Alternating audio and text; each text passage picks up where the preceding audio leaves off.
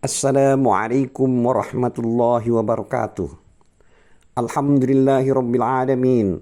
Wassalatu wassalamu ala asrafil mursalin Sayyidina Muhammad wa ala alihi wa sahbihi ajma'in. Amma ba'du. A'udzubillahi minasyaitonir rajim. Bismillahirrahmanirrahim.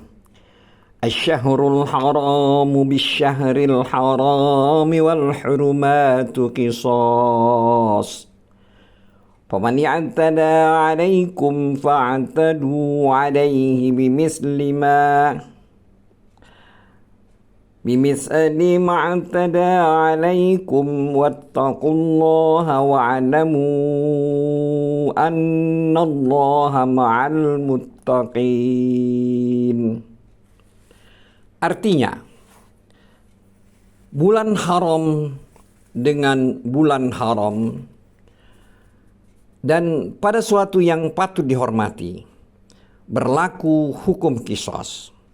Oleh sebab itu, barang siapa yang menyerang kamu, maka seranglah dia, seimbang dengan serangannya terhadapmu.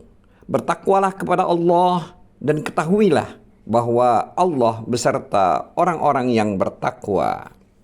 Surat Al-Baqarah ayat 194.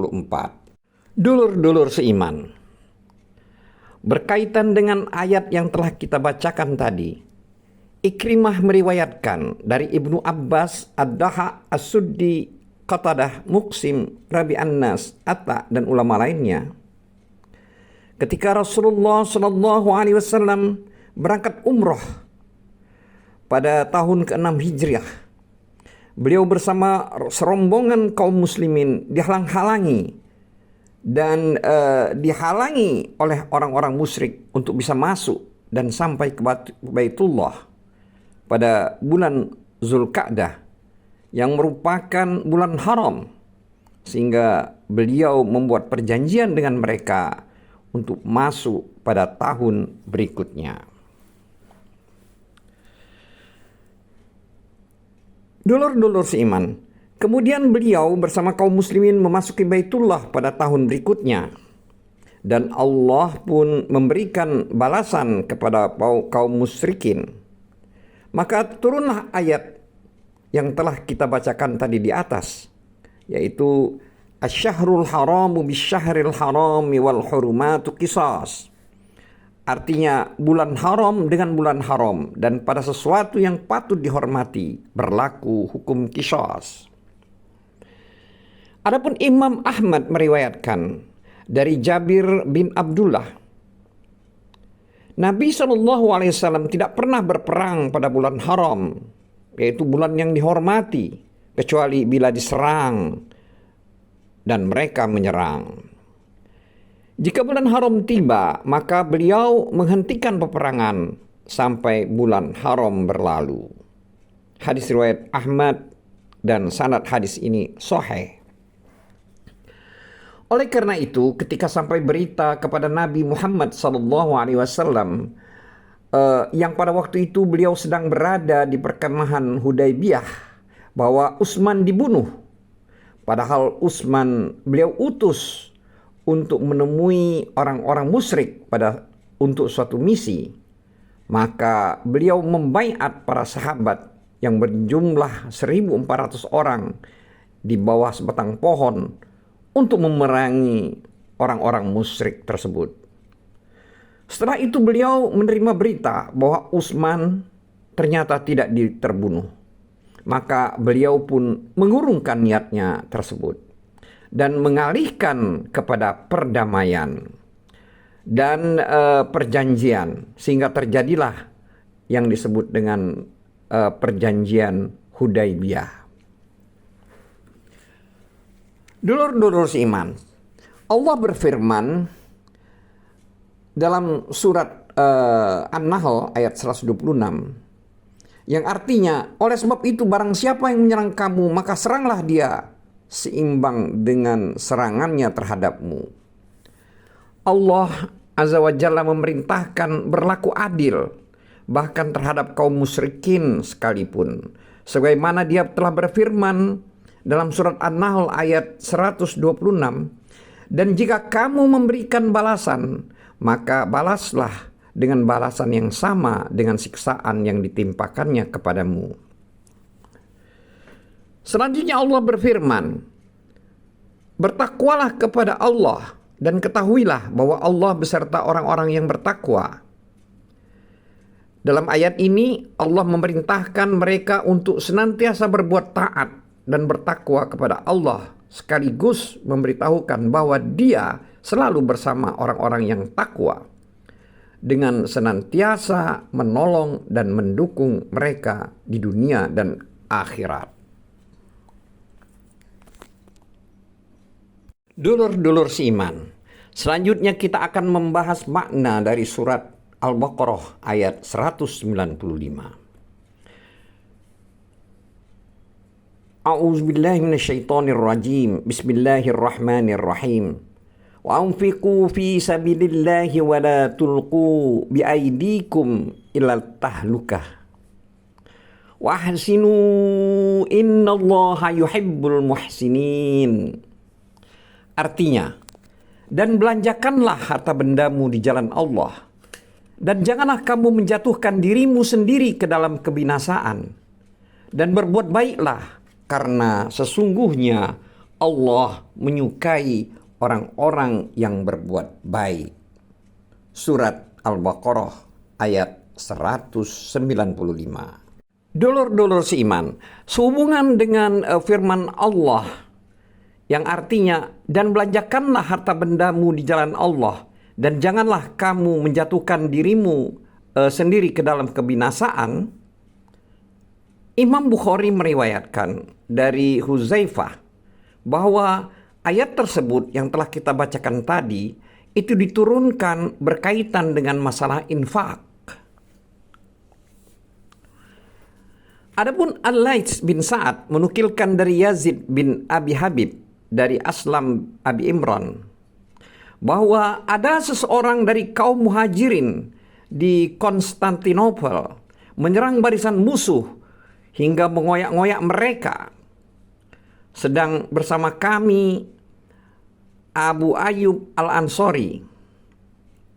Ketika beberapa orang berkata, orang itu telah mencampakkan dirinya sendiri ke dalam kebinasaan, Abu Ayyub bertutur, kami lebih mengerti mengenai ayat ini. Sesungguhnya ayat ini diturunkan berkaitan dengan kami. Kami menjadi sahabat Nabi SAW. Bersama beliau kami mengalami beberapa peperangan dan kami membela beliau. Ketika Islam telah tersebar dan berjaya, kami kaum Ansor berkumpul untuk mengungkapkan sukacita. Lalu kami katakan, sesungguhnya Allah telah memuliakan kita sebagai sahabat dan pembela Nabi sehingga Islam tersebar luas dan memiliki banyak penganut. Dan kita telah mengutamakan beliau daripada keluarga, harta kekayaan, dan anak-anak.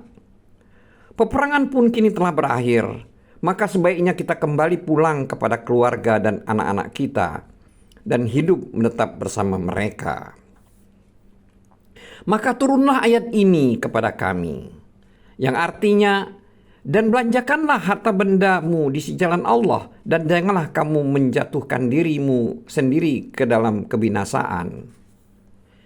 Jadi, maksud kebinasaan itu terletak pada tindakan kami dalam menetap bersama keluarga dan harta kekayaan, serta meninggalkan jihad. Jadi, dulur-dulur sekalian, kesimpulannya bahwa maksud kebinasaan di sini adalah menetap kepada keluarga dan harta kekayaan serta meninggalkan jihad. Dulur-dulur seiman, hadis di atas itu diriwayatkan oleh Abu Daud, At-Tirmizi, An-Nasa'i, Ibnu Hibban dalam kitab Sahih, dan Al-Hakim dalam kitab Al-Mustadrak. Semuanya bersumber dari Yazid bin Abu Habib. At-Tirmizi berkata bahwa hadis ini hasan sahih, gharib. Sedangkan menurut Al-Hakim, hadis ini memenuhi persyaratan Al-Bukhari dan Muslim, tetapi keduanya tidak meriwayatkannya. Adapun Abu Bakar bin Iyas meriwayatkan dari Abu Ishaq As-Subai bahwa ada seseorang mengatakan bahwa kepada Al-Bara bin Azib, jika aku menyerang musuh sendirian, lalu mereka membunuhku, apakah itu berarti aku telah mencampakkan diriku ke dalam kebinasaan? Maka Al-Bara menjawab, tidak. Karena Allah Azza wa Jalla berfirman kepada Rasul, kepada nabinya, bahwa berperanglah kamu di jalan Allah, tidaklah kamu dibebani melainkan dengan kewajibanmu sendiri, yaitu dalam surat An-Nisa ayat 84. Sedangkan ayat 195 ini adalah berkaitan dengan infak. Adapun hadis di atas diriwayatkan dari Ibnu Murdawih juga Al-Hakim dalam Al-Mustadrak, dari Israel, dari Abu Ishaq, dari Al-Hakim, berkata bahwa hadis ini sahih sesuai dengan syarat Al-Bukhari dan Muslim, meskipun keduanya tidak meriwayatkan hadis tersebut di atas. Dulur-dulur seiman, adapun At-Tirmizi juga meriwayatkan hadis tersebut dari Al-Bara, kemudian Al-Bara menuturkan riwayat ini, dan setelah firman Allah sebagai berikut, yaitu firman Allah yang artinya, tidakkah kamu dibebani melainkan dengan kewajibanmu sendiri, maka dia mengatakan bahwa kebinasan itu, artinya tetapi kebinasan itu apabila seseorang melakukan perbuatan dosa, maka dia mencampakkan dirinya ke dalam kebinasaan dan tidak mau bertaubat. Sedangkan Ibnu Abu Hatim mengemukakan bahwa Abdurrahman Al-Aswad bin Abdu Yaguts memberitahukan bahwa ketika kaum muslimin mengepung Damaskus, ada seseorang dari Azad Syanu'ah tampil dan dengan cepat bertolak untuk menyambut musuh sendirian. Maka kaum muslimin pun mencelanya karena perbuatannya itu. Kemudian mereka melaporkan kejadian itu kepada Amr bin As. Setelah mendengar itu, Amr memerintahkan kepadanya agar kembali, seraya menyitir firman Allah yang artinya, dan janganlah kamu menjatuhkan dirimu sendiri ke dalam kebinasaan. Dulur-dulur seiman, Al-Hasan Basri itu berkata bahwa maksud dari ayat ini ialah bakhil atau kikir. Jadi maksud dari kebinasaan itu adalah bakhil atau kikir. Juga masih mengenai firman Allah tersebut, Sama' bin Harb menukilkan dari An-Nu'man bin Bashir bahwa ayat ini mengenai seseorang yang melakukan perbuatan dosa. Lalu dia yakin bahwa dia tidak akan diampuni, maka dia pun mencampakkan dirinya sendiri ke dalam kebinasaan. Jadi maksudnya ini artinya adalah dengan menjatuhkan diri ke dalam kebinasaan, maksudnya adalah dia semakin berbuat dosa sehingga binasa. Oleh karena itu, diriwayatkan dari Ali bin Abi Talhah dari Ibnu Abbas bahwa yang dimaksud kebinasan itu adalah azab Allah. Dulur-dulur seiman, Ibnu Wahab meriwayatkan dari Abdullah bin Ijaz dari Zaid bin Aslam mengenai firman Allah yang artinya, dan belanjakanlah harta bendamu di jalan Allah dan janganlah kamu menjatuhkan diri sendiri ke dalam kebinasaan. Itu maksudnya adalah ada beberapa orang yang pergi bersama dalam delegasi yang diutus Rasulullah SAW tanpa membawa bekal nafkah. Lalu Allah memerintahkan mereka mencari bekal dan nafkah dari apa yang telah dikaruniakannya, serta tidak mencampakkan dirinya ke dalam kebinasaan. Jadi kebinasaan di sini berarti seorang itu mati karena lapar dan haus atau keletihan dalam berjalan. Sedangkan Allah mengenai firman Allah ya kepada orang-orang yang bercukupan, yang artinya dan berbuat baiklah, karena sesungguhnya Allah menyukai orang-orang yang berbuat baik. Jadi maksud ayat tersebut itu mengandung perintah berinfak di jalan Allah dalam berbagai segi amal yang dapat mendekatkan diri kepada Allah dan dalam segi ketaatan, terutama membelanjakannya dan menginfakkan harta kekayaan untuk berperang melawan musuh serta memperkuat kaum muslimin atas musuh-musuhnya. Selain itu, ayat ini juga memberitahukan bahwa meninggalkan infak bagi orang yang terbiasa dan selalu berinfak berarti kebinasaan dan kehancuran. Ya, kebinasaan dan kehancuran baginya. Selanjutnya dia menyambung dengan perintah untuk berbuat baik. Itu merupakan tingkatan ketaatan tertinggi. Sehingga Allah berfirman yang artinya dan berbuat baiklah, karena sesungguhnya Allah menyukai orang-orang yang berbuat baik.